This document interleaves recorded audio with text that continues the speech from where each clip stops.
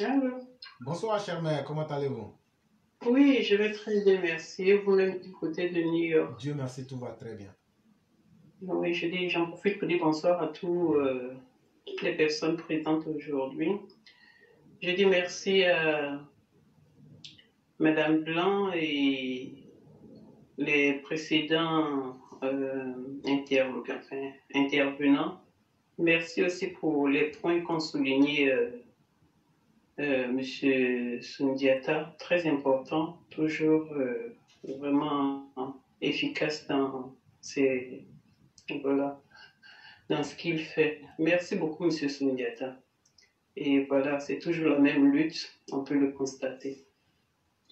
Je veux intervenir aussi par rapport au fait, toute cette histoire du vécu de notre son passé qui est quand même a été aussi mentionné voilà, au début de l'émission. C'est pour dire quoi? C'est surtout pour faire, selon moi, j'appelle ça une révélation. Et éclaireur, j'essaie de faire cette révélation, c'est pas pour une atteinte à ce peuple-là, mais c'est plutôt, moi je la vois comme une révélation. Et si je me permets de la faire, cette révélation, c'est parce que les peuples ivoiriens souffrent d'un mal qui n'est autre que la méchanceté d'un peuple sur un autre. Du coup, tout le monde en souffre, qu'on le veuille ou non. Même les bourreaux, d'une façon ou d'une autre, subissent ça aussi parce que, quand on dit, si, tu dois, si tu dis que l'autre ne doit pas être en paix, c'est que toi-même tu ne dors pas. Donc, c'est de la méchanceté extrême et c'est ce que j'essaie de dénoncer aujourd'hui. Je prends le courage d'en parler aujourd'hui, c'est parce que je veux qu'on en sorte. Et le peuple du sud de la Côte d'Ivoire, dans sa généralité, moi, je prends le courage de le dire. Maintenant, si je me trompe, pardonnez-moi. Si aussi il y en a qui veulent me dire, prouver le contraire, qu'ils le fassent. Mais j'assume que le peuple ivoirien, le peuple sudiste, dans sa généralité, est doté de trop de méchanceté. Il y a 2 jours, j'évoquais la facilité avec laquelle la communauté malinquée de Kibérois venait de tolérer les massacres de Blé. On a tous vu, on a vu ce qui s'est passé, on a suivi ce qui s'est passé. Blé la machette. Facilement, il a été toléré. En fait, ce peuple malinqué, il est comme ça depuis toujours, trop facilement tolérant. Éclaireur, ce qu'a subi ce peuple du Nord, ce peuple Nord, si il avait été fait à celui du Sud, venez me contrarier, s'il vous plaît, celui qui n'est pas d'accord avec ce que je dis. Mais c'est comme ça que j'ai vu les choses, c'est mon analyse de la chose, c'est la compréhension de la chose. Et c'est le ressenti même d'ailleurs. Éclaireur, ce qu'a subi le peuple du Nord, s'il avait été fait à celui du Sud, je peux vous jurer que aussi longtemps que la Côte d'Ivoire existera, ce peuple du Sud ne laisserait jamais passer. J'ai dit jamais, jamais, il laisserait passer. Jamais ce peuple n'accepterait même le pardon.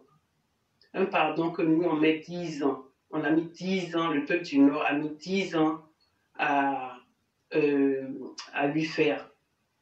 Et n'en a rien voulu savoir. Preuve de leur méchanceté extrême je dénonce de ce peuple du Sud.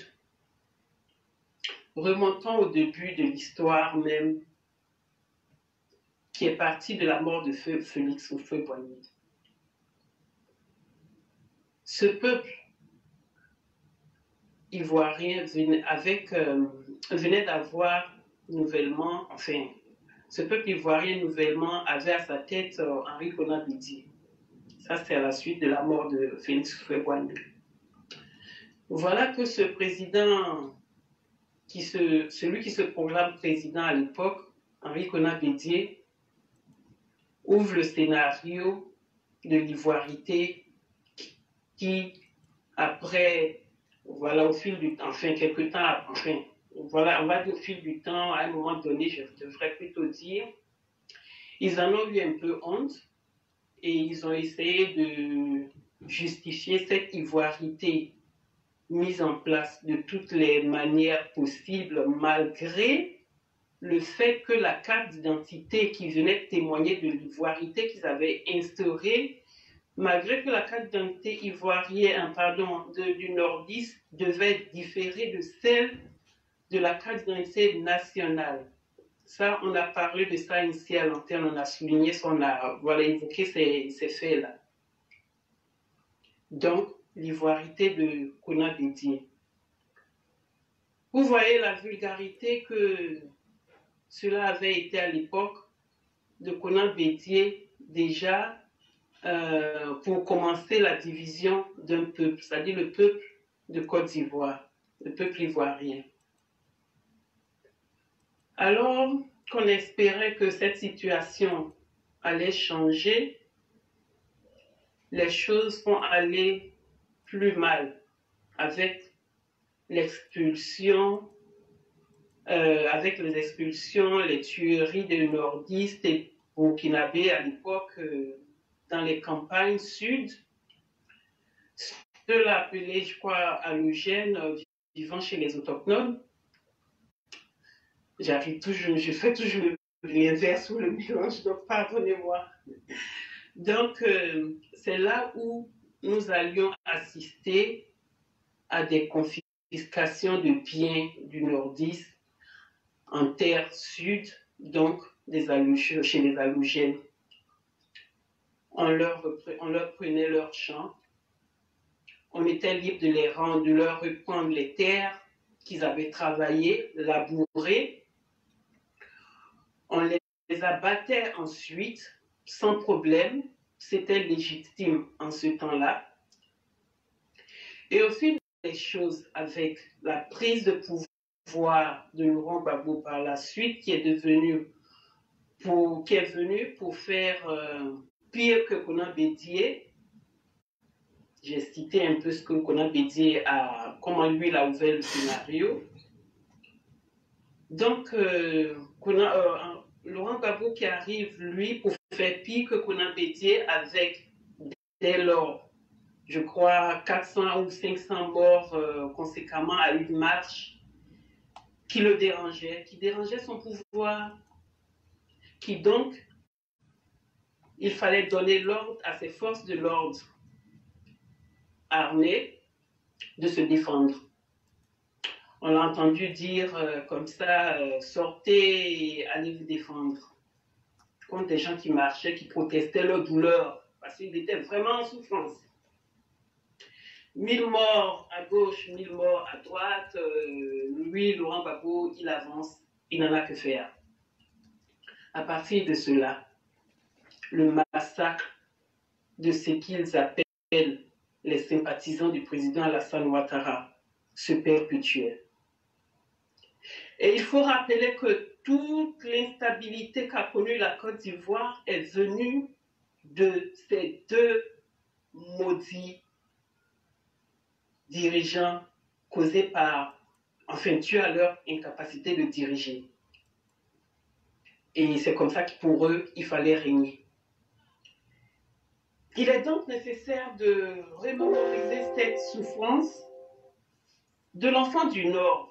C'est vrai, ça peut faire mal, ça peut paraître chose, mais ne pas le dire, c'est ne pas être juste.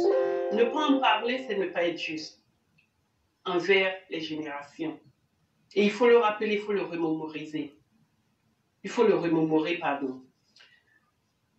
Le rejet de son identité, ça c'est l'enfant du Nord, le rejet de son identité, la non-reconnaissance de son origine, le non-respect de son origine, ce peuple du Nord souffrait, pendant que l'autre peuple du Sud s'en réjouissait. Je l'assure, il se réjouissait de ce que souffrait l'autre. Soutenait ses leaders et le mal qu'il faisait à l'autre. 17 ans, je pense, si je ne me trompe, 17 ans dans l'ensemble que tout cela a duré, jusqu'à ce que l'un de ces initiateurs du mal en question, qui est Laurent Gbagbo, j'ai déjà cité Konan Bédié, tombe comme un fruit pourri, et oui, il était carrément tombé comme un fruit pourri en ce jour-là même du 11 avril 2011, quand Konan Bédié, lui, auparavant, avait été écarté par un coup d'État à cause de mauvaises actions, toujours à l'égard du peuple du Nord. Quand on est population du Sud qui a assisté au massacre, à ces massacres-là, au rejet et le déni de l'identité d'un autre peuple du même pays, je peux vraiment vous dire que ce qui a ajouté, ce qui a joué, je vais plutôt dire, ce qui a joué à cette histoire, qui a joué dans cette histoire sombre, plus que tout, c'est la méchanceté extrême d'un peuple sur l'autre. Parce que si ça n'avait pas été la méchanceté d'un peuple sur l'autre, il était simple simplement de dire non, ça ne se fait pas, arrêtez, on ne veut pas vivre comme ça. Donc, on n'en a rien vu. Il n'y a qu'à les voir se clamer, eux, les victimes, pour comprendre que, effectivement, c'est un peuple enduit de méchanceté extrême. 10 ans qu'on a passé à les raisonner en vain, alors qu'ils savent dans leur fond intérieur que c'est eux les bourreaux, des bourreaux qui ont vraiment su faire dans la manipulation, l'instrumentalisation jusqu'à l'endoctrinement et jusqu'à ce que la vérité soit en train de les rattraper aujourd'hui. Heureusement, la Côte d'Ivoire revient de très très loin. Quand ce peuple du Nord a vécu tout ça, de Konan Bédié, Laurent Gbagbo, Simone Gbagbo, Blé Goudé la Machette, avec son article 125, Dogo Blé, CKCK, Peter 07 qu'on a découvert récemment, lui aussi dans ses macabres. La question que je pose à ce peuple du Sud, je prends le courage de la poser, ou bien ces questions que je pose, je prends le courage de les poser. Pourquoi autant de méchanceté sur un peuple qui est plus que bien avec vous? Vous ne pouvez pas nier cela, que ce peuple est trop bien avec vous. Pourquoi avez-vous été d'accord avec le mal qu'on infligeait à ce peuple du Nord? Pourquoi n'avez-vous rien dit? Pourquoi n'avez-vous rien fait? Peuple du Sud, je vous interpelle. Vous avez à vos têtes des chefs traditionnels dont on n'a vu aucune efficacité, aucune fonction, aucune sortie, aucune intervention, rien. Vous aviez vu ce que subissait ce peuple avec les tueries. Vous envoyez même vos enfants dans la milice de Laurent Gbagbo dirigée par Blé Goudé la Machette pour tuer leurs enfants, pour tuer les enfants des autres. Et, chers parents du Sud, on a connu ça. On a connu avec vous les haies et les ou, je ne sais pas, les ou et les haies. On aura voulu avoir des chefs traditionnels réagir, sensibiliser, enseigner, dissuader, interdire, bannir, convoquer même des assemblées. On a espéré tout ça, mais rien n'est venu. Et si je me pose ces questions, c'est pour toucher les cœurs en tant que chrétien que vous êtes. De sorte à ce qu'ils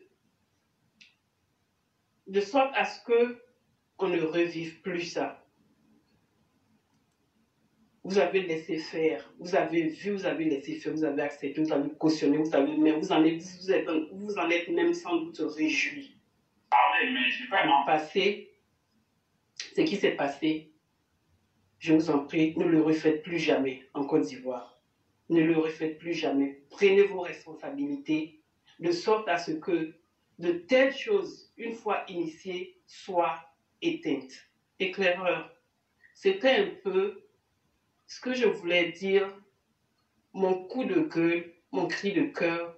Et voilà, j'espère quand même que ce sera perçu comme une œuvre qui vient arranger les choses et non comme prise de travers.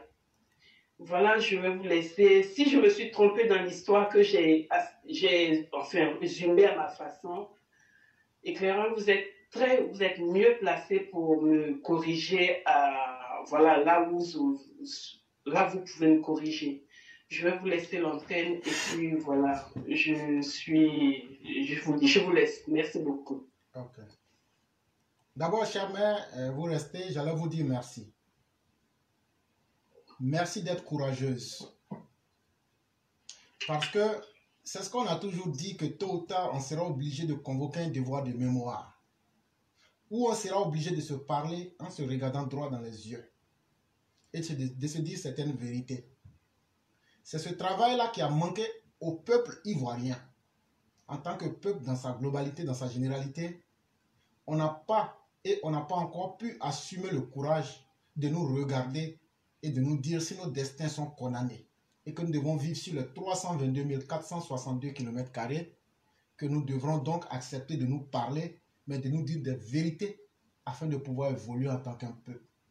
C'est vraiment très honteux que, je dirais même pratiquement en cette moitié du 21e siècle, on parle de stigmatisation entre les peuples noirs d'Afrique et d'un même pays. Et la problématique que vous posez doit interpeller plus d'un.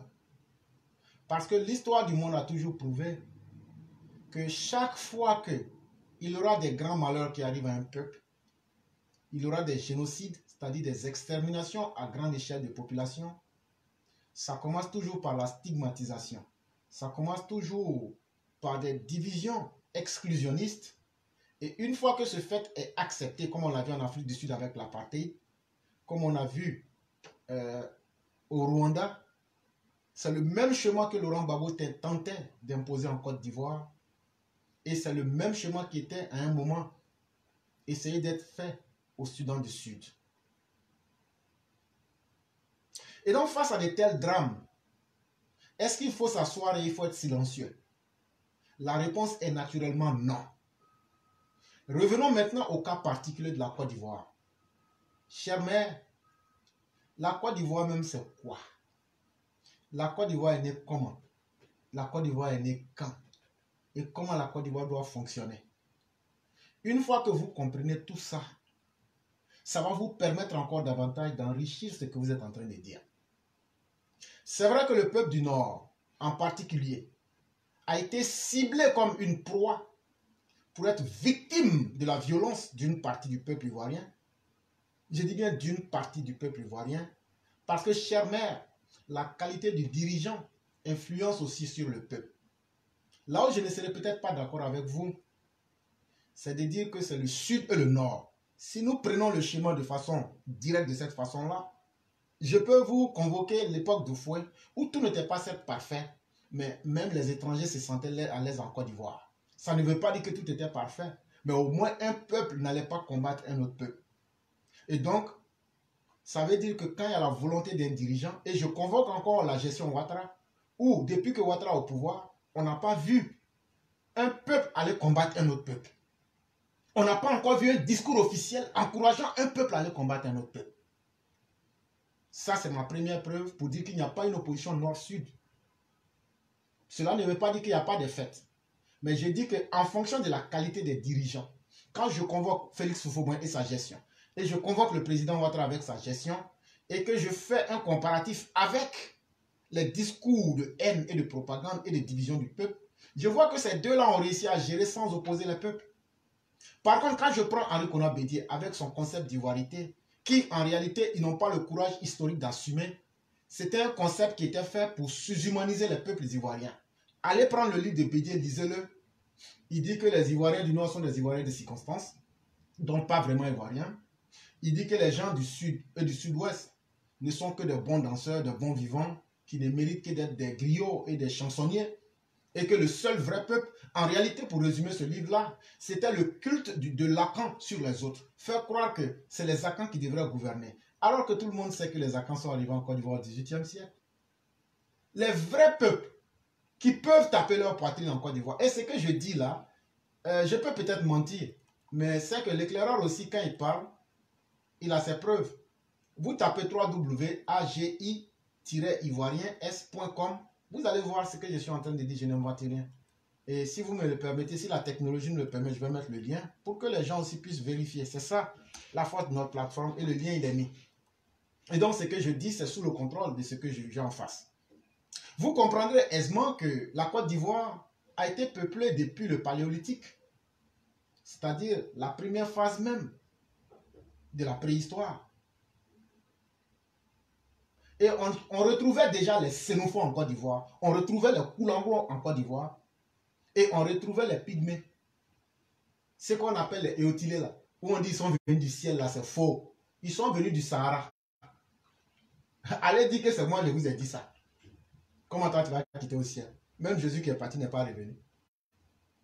Donc, chers mères, prenez le temps de bien écouter ce que je suis en train de dire. Et c'est après qu'on va avoir une vague migratoire où des habitants de l'Empire du Mandé vont soit se déplacer ou même les délimitations vont les inclure dans les... Mais, chers mères, ce qu'il faut que je vous dise qu'il faut retenir. On dit là où tu es tombé là, au lieu de crier là, je suis tombé, c'est là où tu as trébuché là aussi, il faut critiquer. Écoutez très bien ce que je suis en train de vous dire. Vous vous souvenez de la balkanisation de l'Afrique, n'est-ce pas? Allô? Ok. Oui, je suis là, je vous écoute. Ok. Merci. Si vous vous souvenez de la balkanisation de l'Afrique, je suis en train de vous donner les origines profondes avant d'en arriver au particulier. Donc il faut que vous me suivez extrêmement bien. Ça sera un exercice où j'aurai besoin d'un oui ou d'un non. Ne réagissez pas. D'accord. Prenez la date de la balkanisation de l'Afrique. Beaucoup voient que la balkanisation de l'Afrique, ça a été la division des territoires africains en dehors même des Africains eux-mêmes. Mais ce que beaucoup ignorent, c'est que la division du peuple, en dehors de la division géographique des terres africaines, ça a été aussi la division des peuples africains. Oui. Ça veut dire que quelqu'un va dans ta maison, il regarde, il dit, bon, comme aujourd'hui on doit tracer là, on trace au milieu de ta cour. L'autre, lui est dans tel pays. L'autre, lui est dans tel pays. Tu prends les mêmes peuples sont dans 3, 4, 5 pays. Donc, au-delà même de la division géographique, ça a été une division même des peuples, c'est-à-dire des humains. Et c'est ça le premier problème de l'Afrique. Parce que le problème ivoirien, si tu veux le comprendre, il faut prendre, ce n'est pas seulement spécifique aux Ivoiriens. On est dans un processus où cette situation va se corriger naturellement, soit par la violence, ou même soit par la discussion, ou même par quelques mécanismes, ça va se corriger. Mais le temps que ça va prendre pour se corriger là, dépendra de la force que les humains auront pour corriger. Si on veut corriger ça de la bonne manière, on va donc négocier, s'écouter et essayer de partir avec. Mais si on veut négocier de la même manière, la violence aussi fait partie des mécanismes pour pouvoir corriger la situation. Donc, vous ferez facilement vite de comprendre qu'après cette balkanisation, est-ce que vous connaissez les premiers qui ont colonisé la Côte d'Ivoire? Je n'ai pas de réponse. Bon, ce sont les Portugais. Ah. Ça peut étonner beaucoup de personnes. Les premiers, mettez les cœurs, hein, parce que c'est très important. Je vais dire beaucoup de choses très importantes aujourd'hui. Les premiers blancs, hommes blancs là, qui ont mis pied sur la terre de Côte d'Ivoire, là, ce sont les Portugais. Ils ont débarqué au 15e siècle. Et c'est pourquoi vous entendez des villes comme San Pedro, Sassandra. Ah ouais. Ce sont ces villes-là qui sont encore les rares vestiges qui conservent ces noms-là. C'est ça. Et ils étaient venus dans l'optique de faire du commerce des esclaves. Et c'est pourquoi, à l'époque aussi, on appelait la Côte d'Ivoire Gold Coast. Et donc, le commerce des esclaves va connaître son temps. Après, on va connaître la migration des peuples. Et jusqu'à on va aboutir même, comme je le dis souvent ici, avec la naissance véritable de la Côte d'Ivoire, qui va naître véritablement le Nord Côte d'Ivoire en tant qu'État, territoire, colonie, va commencer véritablement à partir du 10 mars 1893, où le gouvernement français constitue officiellement la colonie de la Côte d'Ivoire. Et à ce moment, elle regroupait les comptoirs du golfe de Guinée, fondés un demi-siècle plus tôt, c'est-à-dire 50 ans par Carélé et puis Floriot de Langres. J'ai déjà bien expliqué dans une émission antérieure l'histoire même de la Côte d'Ivoire moderne, donc on ne va pas revenir dans ces détails-là, sinon on ne va pas finir. Et donc c'est comme ça que la Côte d'Ivoire va évoluer, jusqu'à ce qu'on va connaître, on va être dans l'AOF, et la Côte d'Ivoire va connaître plusieurs capitales, comme Grand Bassam en 1893, après ça sera Bingerville, et à partir de 1934, ça sera Abidjan. Ouais. Si j'explique tout ça, c'est pour dire aux gens qu'il y a eu hier, et il faut qu'on se souvienne pour comprendre beaucoup de choses. La Côte d'Ivoire va faire partie de l'AOF, Afrique, la Fédération de l'Afrique de l'Ouest française, de 1902 à 1958. Et c'est là qu'on va voir les grands partis comme le RDA, le Rassemblement démocratique des Africains, en train d'être créé à Bamako. Qu'est-ce que ça prouve? Le 11 avril 1946, on va en arriver à l'abolition du travail forcé et autres. Mais qu'est-ce que ça prouve? Quand je vous parle de l'AOF et que je vous parle du RDA, je vais vous prouver que, malgré que les Blancs nous dominaient, la volonté des Africains était de prendre leur dignité en main. Et ils avaient réussi cela à travers un instrument comme le RDA, qui n'était pas le seul d'ailleurs, mais je me base sur l'Afrique occidentale française. Ça veut donc dire que les peuples ressentent cette nécessité fondamentale de se réunir et de casser la balkanisation qui a été créée. Mes chers mères, la première raison qui divise les peuples africains, c'est la présence des colons qui vont venir dans un but même d'approfondir les divergences entre les peuples africains. Et je prends un exemple.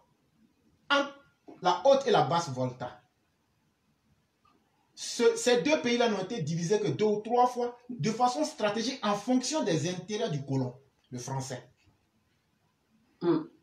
Et donc, on va même faire souvent des déportations de peuples.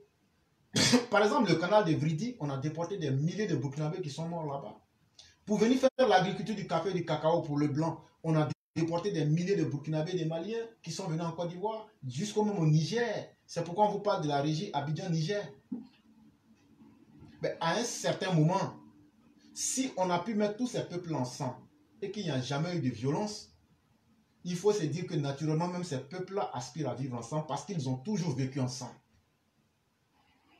Mais le colon, par contre, en fonction de ses besoins, ne s'est pas forcément limité à ce qu'il avait déjà fait. Avant la colonisation, bien avant la colonisation, les premiers qui ont eu accès à d'autres continents comme l'Afrique, ils ont donné des aspects globaux des peuples. Je vous prends un exemple par exemple. Ils ont compris que les gens du Nord, qui étaient dans des régions des savanes ou bien désertiques, qui avaient une culture plus ou moins arabophone, étaient des gens qui n'étaient certes pas initiés à la culture occidentale, mais c'était des gens qui étaient intellectuels. C'est pourquoi vous allez connaître les universités de Tombouctou et autres. Et les Blancs avaient déjà passé là-bas avant la colonisation. Donc ils ont compris que si la colonisation devrait marcher, elle marcherait plus avec des peuples qui sont dans des zones géographiquement inaccessibles et donc qui n'ont pas encore eu un contact avec d'autres personnes. Il est plus facile d'écrire sur une feuille vierge que d'écrire sur une feuille qui a déjà des écritures. Donc, les colons, ce que je vais vous dire, ont vite fait de comprendre que, en général, on dit qu'un peuple, un homme du Nord est illettré. Mais ce que les gens oublient, illettré par rapport à quoi? Illettré par rapport à la langue occidentale. Mais pas illettré en tant que connaissance de la vie. Pas illettré en tant que connaissance de d'autres cultures. Et notamment la culture arabe qui avait permis à ces gens-là de savoir écrire et de lire. Et donc, cela a fait un premier déclic dans la tête de l'occidental. Celui-là sait déjà, par un moyen, par un support, il peut laisser quelque chose à la postérité. Il faut en avoir peur. Est-ce que vous me comprenez?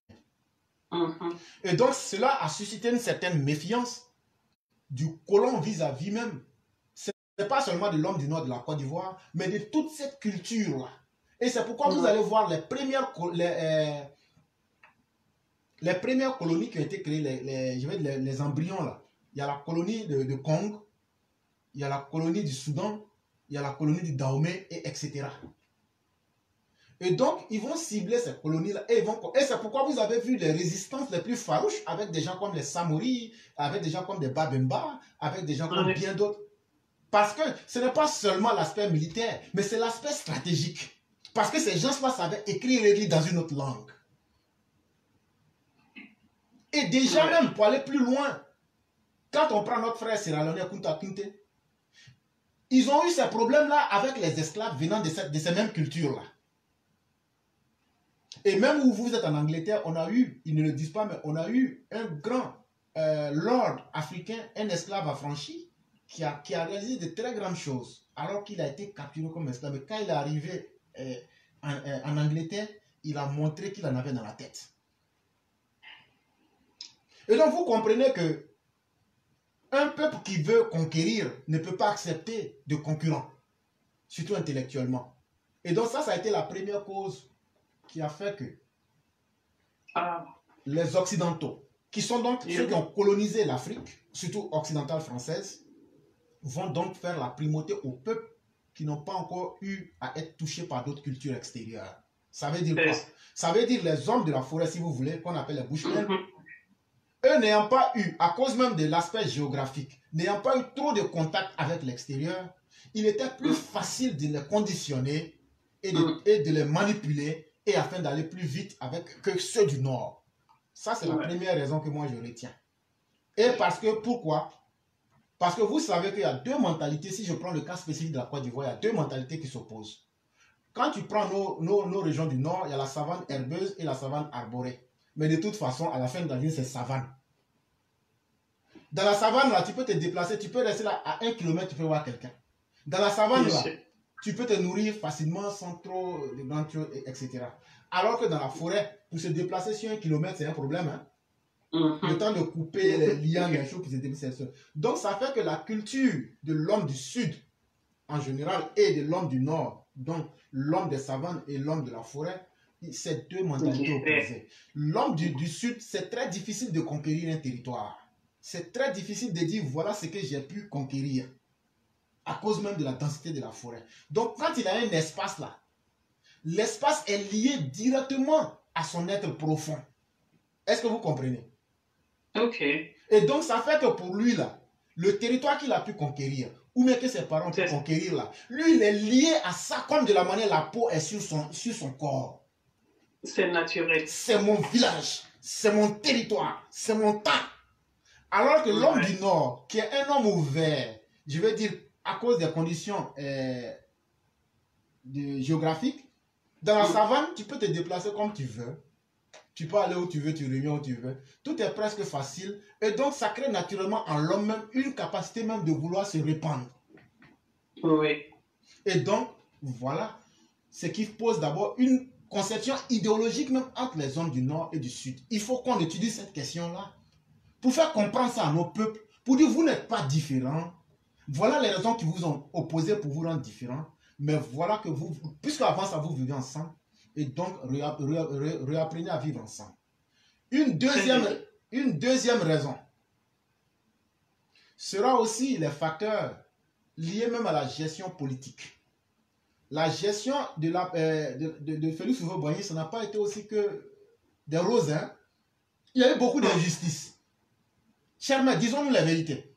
Il y a eu beaucoup d'injustices. Il y a eu des injustices. Aujourd'hui, le peuple du Nord peut se plaindre. Ils ont raison. Mais avant le peuple du Nord, il y a eu le peuple Sanwi. Avant cela, il y a eu le peuple de Iré. Avant cela, il y a eu le peuple Guébié. Avant cela, il y a eu d'autres peuples. Et il y a eu même le génocide même du peuple même Koro. Et donc, tout ça, quand tu cites, ces haines-là sont toujours là. Ces haines-là sont toujours là. Maintenant, inconsciemment, chacun veut venir au pouvoir avec un leader pour se venger. C'est pourquoi quand Alassane Ouattara est venu, quel a été son premier mot?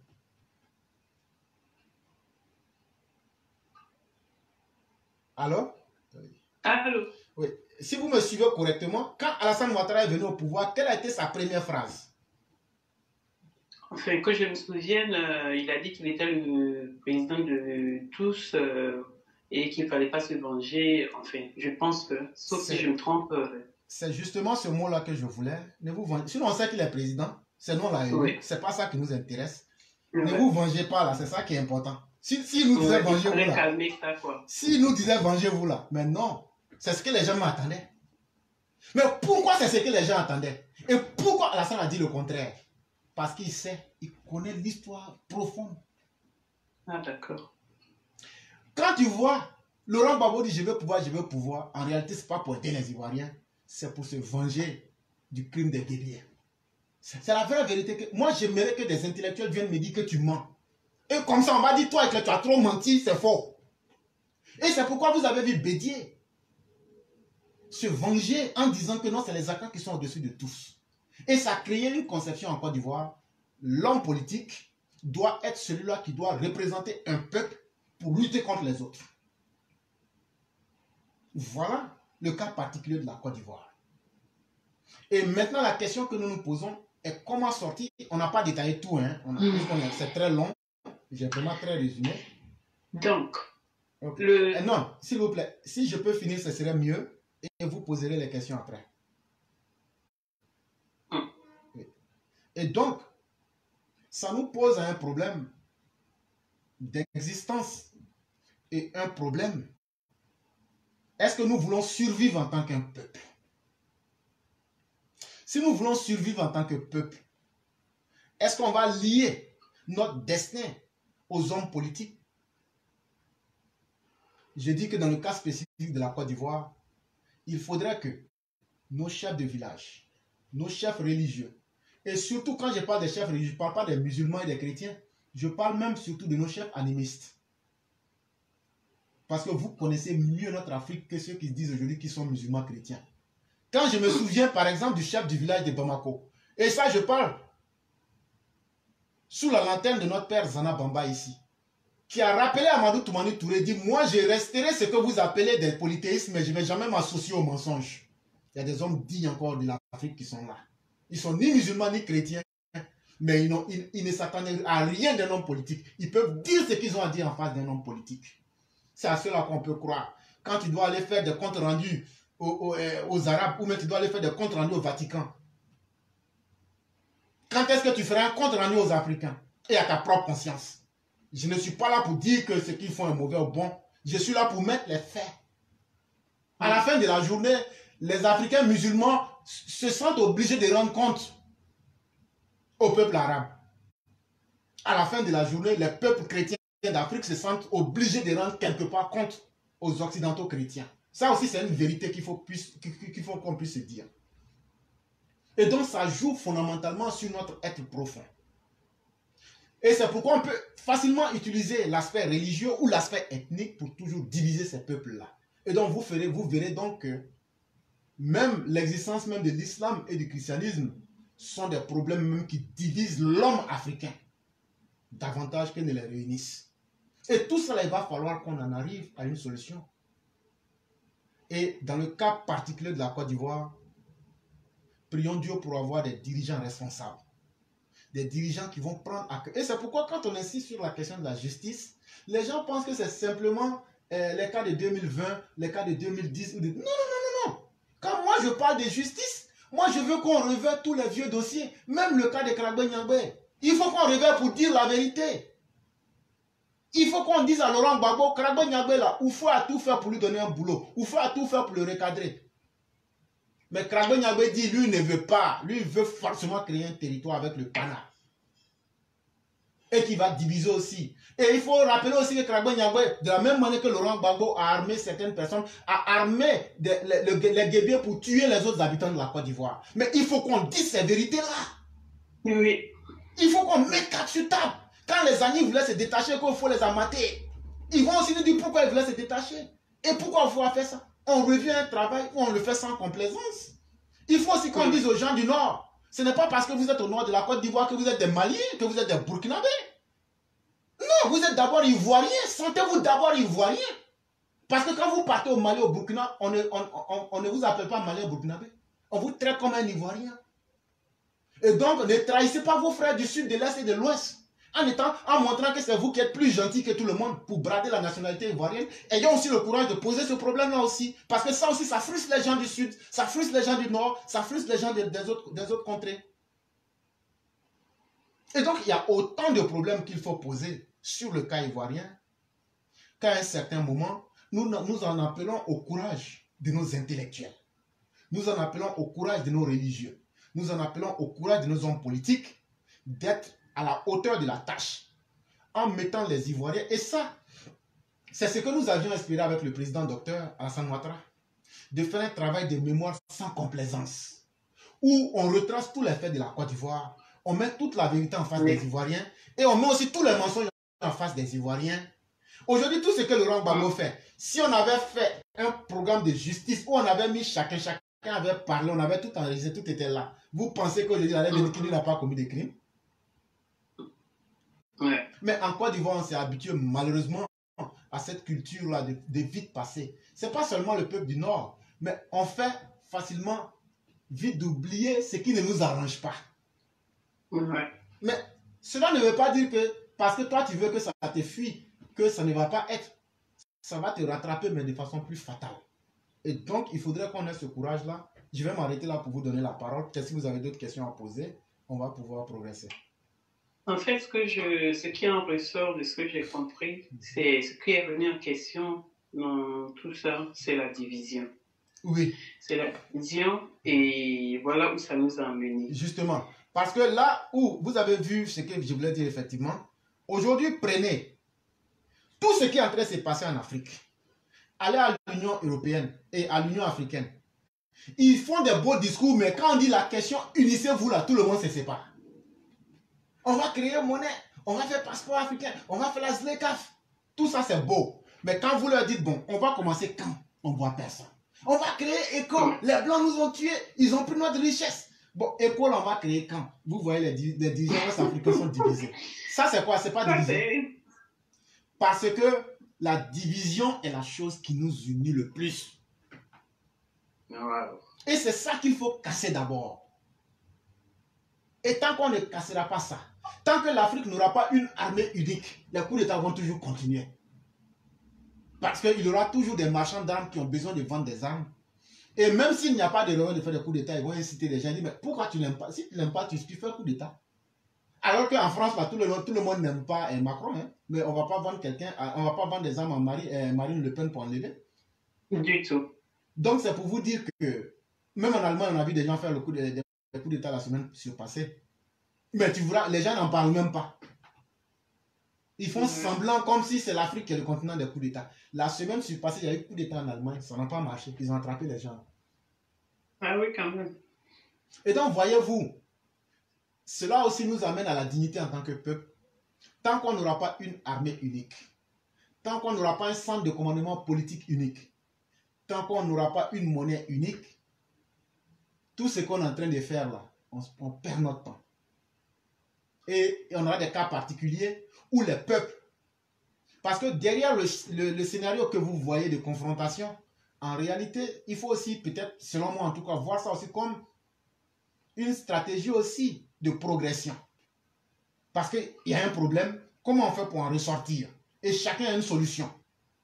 Mais le seul problème qu'on ne fait pas, puisqu'on est divisé, on ne prend pas le temps de nous confronter intellectuellement et idéologiquement. Alors que on peut le faire. Et c'est ça même la meilleure manière. Mais l'Occident va toujours dire non. Le Bamileke, ah non, ne respectez pas les Bamileke. Ah non, ne respectez pas les Fulani. Ah, parce que s'ils viennent là, eux, là, ils vont faire coup d'État. Ils veulent créer l'empire. Ils veulent créer le Fouta, l'empire du Fouta. Ce que Samori leur a fait là, vous vous souvenez, non? On leur rappelle. Parce que la vraie histoire de l'Afrique, elle est connue. Hein? Il dit, mais vous avez oublié ce que Samori vous a fait. Vous avez oublié quand vous et puis les Malinqués en Guinée, vous vous êtes mis et puis vous avez libéré le Fouta Toro, etc., etc. Et vous vous souvenez de tout ça? On rappelle tout ça aux gens, ils se disent, ah, comme c'est comme ça. On leur rappelle les parties de l'histoire qui peuvent les manipuler. Ah oui. Et donc, faisons beaucoup attention. Et c'est pourquoi nous disons aux Africains, vous n'avez pas besoin de dire que vous êtes des Kamites ou des Africains. Et ta peau est déjà bien noire.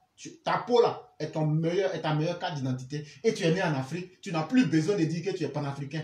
On sait. Même si toi-même tu dis que tu n'es pas panafricain, là, tu es un noir. Donc, soit tu te détestes ou tu t'aimes. Est-ce que quelqu'un peut venir, je m'aime. C'est que tu es un clown. Ça a du sens ce que vous dites. C'est parce que pour se proclamer panafricain, à la limite, je dirais, c'est d'une autre couleur, d'une autre race qui devrait venir se joindre à cette couleur noire. Justement pour créer quelque chose d'exceptionnel. Alors que nous sommes déjà ce que nous sommes. Seulement, il faut nous affirmer et nous assumer et essayer de regarder ce que nous sommes dans ses beautés comme dans ses laideurs et puis nous corriger. Allez dire à l'Union européenne d'arrêter de se faire financer, à l'Union africaine d'arrêter de se faire financer par l'Union européenne. Et les gens prendraient des vraies décisions. On ne filme même pas la réunion, on est en train de parler, les gens sont là-bas et nous écoutent. Du coup, éclairant, est-ce que vous savez que vous venez juste là simplement de définir le mot panafricain, simplement comme ça, hein? Mais parce que je suis un vrai Africain, parce que je connais la tradition africaine, parce que je cause avec les vieux qui ne sont pas là à l'école des Blancs, mais qui savent comment les 4 points cardinaux influencent l'homme. Et vous allez moi me parler de l'Afrique sur Internet, et puis je vais vous écouter.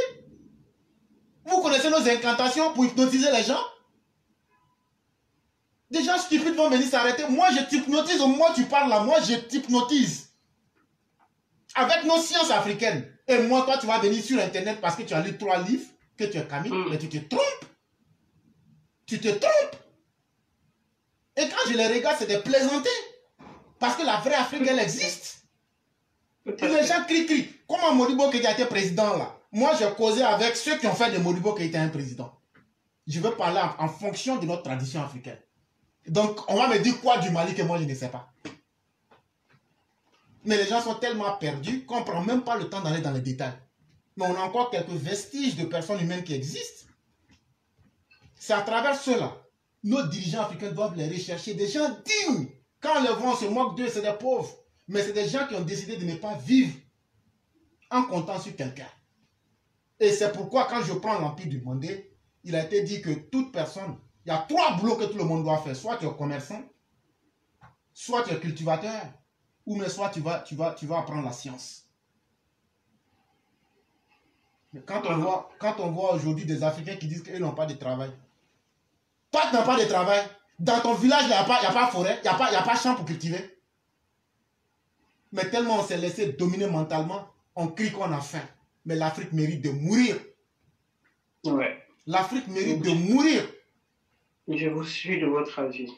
Et ça, ce sont des grigous qui vont prendre de l'argent aujourd'hui, venir nous dire que non, soyez fiers de vous-même Africains, n'acceptez rien.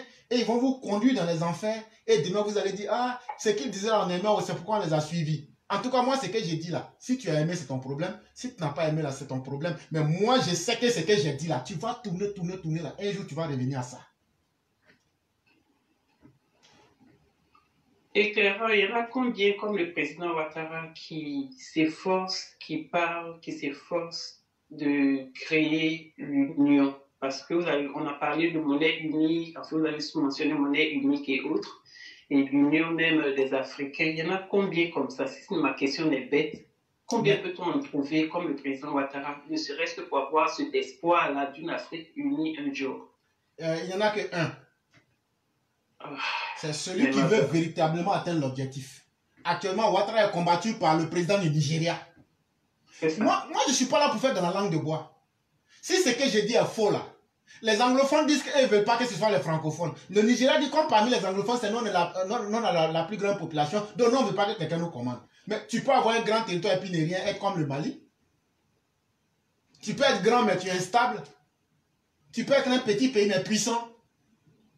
La France n'est pas un grand pays, mais pourquoi la France prend des décisions dans le monde au même titre que les 50 États des États-Unis? C'est pas la taille qui compte, c'est la valeur qu'on dégage qui compte. Absolument. Et donc, les anglophones sont opposés et le Nigeria en tête. Entre nous-mêmes, les francophones encore, ce que je vous ai expliqué là, les Maliens, burkinabé et Mali, Burkina, en tout cas, et la Guinée, ces 3 pays-là.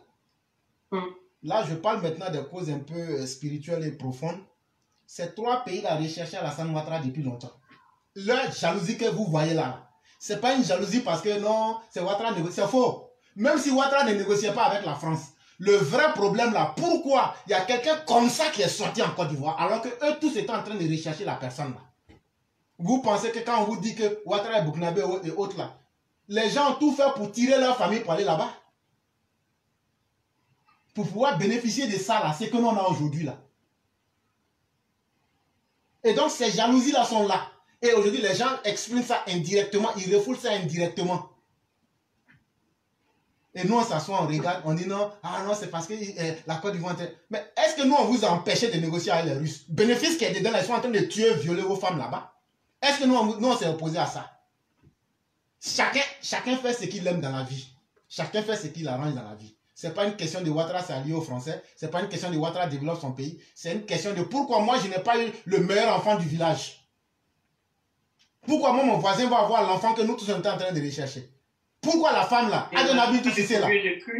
Nos vieux là, tous nos vieux de l'Afrique de l'Ouest, en tout cas Mali, Burkina, Guinée là, savent ce que je suis en train de dire. Si c'est faux là, ils n'ont qu'à sortir pour dire. L'enfant là, son étoile là, tout le monde cherchait. Parce que je vais vous dire quelque chose. Dans l'empire du Mandé là, quand un grand doit sortir là, tout le monde connaît.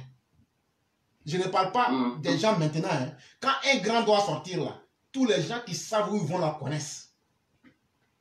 Eux tous étaient en train de les chercher. Et donc c'est cette jalousie là qui est là aujourd'hui. Même si Ouattara il n'a qu'à gouverner l'Afrique. Pourquoi? C'est comme un monsieur qui n'a pas pu marier une femme dans sa jeunesse. Il va bien parler de cette femme. Il ne va jamais dire le bon nom de cette femme là. Ah non, elle c'est pas une bonne femme. Ah non, elle est comme ça. Alors que c'est parce que ça n'a pas marché. Le fait qu'eux n'ont pas pu avoir Adjana Bintou Cissé là, pour avoir l'enfant là, c'est ça qui les fait mal. C'est pourquoi, chez les Malinqués et surtout chez les Mandés du Nord, on dit que le bonheur d'un homme, c'est la femme. La femme que tu vas marier là. Et c'est pourquoi dans cette culture-là, beaucoup de fois, c'est les parents qui choisissaient la femme de l'homme. Ça, c'est l'une des raisons. Mais je ne vais pas tout expliquer aussi en détail ici, parce qu'il y a certaines choses qu'on ne peut pas expliquer. Pas parce que c'est mauvaise, mais parce que si les gens provoquent les gens là, il y a d'autres solutions aussi. Voilà. En tout cas, merci beaucoup, éclaireur. Je retiens aussi de cela, de tout ce que vous avez dit, que ce qui nous unit le plus, c'est la division. Et c'est malheureux. Donc, je voulais juste faire ce rappel-là. Merci énormément. Merci pour tout ce travail que vous venez de faire. Merci, merci, merci. Et je vous dis bonne émission. Merci pour toute cette éducation et toute l'histoire que vous nous racontez. C'est à vous-même que reviennent les remerciements pour le courage d'avoir réveillé cette question. Mais surtout, je dis à chacun, après avoir écouté cette émission, si vous avez des points à remettre en cause, n'hésitez pas à contacter nous. Parce que nous n'avons pas la science infuse. J'ai parlé, j'ai mis les contextes, j'ai mis certes les preuves, mais j'ai parlé avec mon entendement du monde.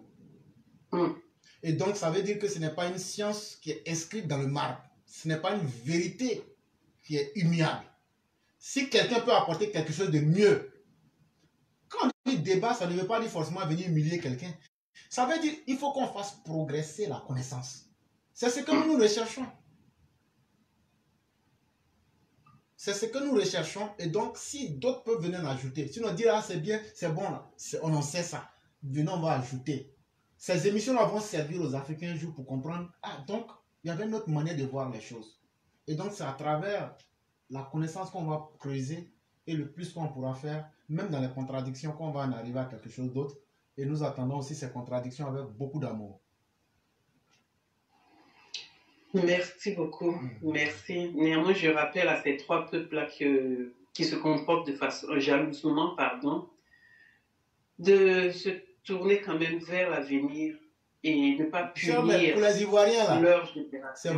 On fait tout ça et puis après on se cache pour se marier entre nous. Ça, c'est sûr. On peut régler ça. On fait tout ça, on est francs, alors qu'on est francs. On se connaît entre nous là-bas. On fait tout ça là, mais à la fin, celui qui est déterminé, je n'aime pas les bêtés là, tu as trouvé c'est une jolie femme bêtée là-bas. Et puis l'autre là, tu vas C'est la trouver vérité. donc, c'est C'est la vraiment la vérité. En fait, c'est les politiciens qui manipulent les gens bêtement, c'est tout sinon. Oui, mais quand nous-mêmes on se laisse tomber aussi à voir dedans, c'est ce que j'essayais de dénoncer justement. Pendant que le politicien faisait ça, toi, tu t'es où pour faire quelque chose pour ne pas que ça prenne chez le politicien. Bon, mais en tout cas, merci pour le temps que vous m'avez accordé à tout le monde. Merci pour tout cet enseignement, merci pour toute cette éducation. Nous vous remercions infiniment. Et je vous dis bonne émission, je dis bonne émission à tous et puis... voilà, on est à demain pour une autre émission. Pendant ce temps, on écoute la suite. Merci beaucoup, chère mère. Vous passez une excellente soirée et bien des choses à toute la famille du côté des hommes. Merci, Claire. Je vous en prie.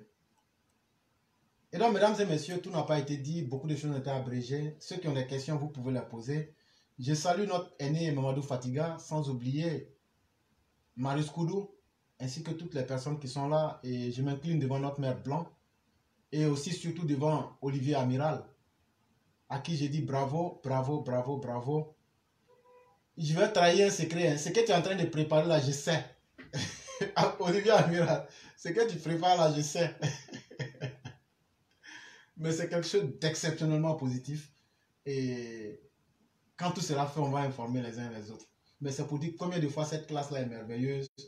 Quand on voit que le naturel se dégage, la beauté naturelle se dégage du cœur des uns des autres vers d'autres personnes, ça nous fait plus que plaisir et nous disons merci à chacun et à chacune.